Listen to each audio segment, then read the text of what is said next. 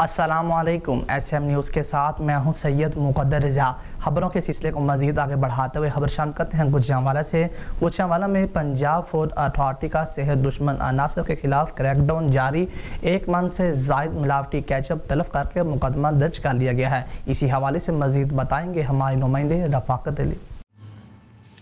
ہاں جی بالکل، Punjab food authority کا صحت دشمن عناصر کے خلاف کریک ڈاؤن جاری ہے۔ ڈی جی فوڈ اتھارٹی راجہ جہانگیر انور کی خصوصی ہدایات پر فوڈ سیفٹی ٹیم کا گوجرانوالہ کے علاقہ سیالکوٹ بائی پاس پر واقع کیچپ یونٹ پر چھاپا مار کر پروڈکشن بند کر دی گئی۔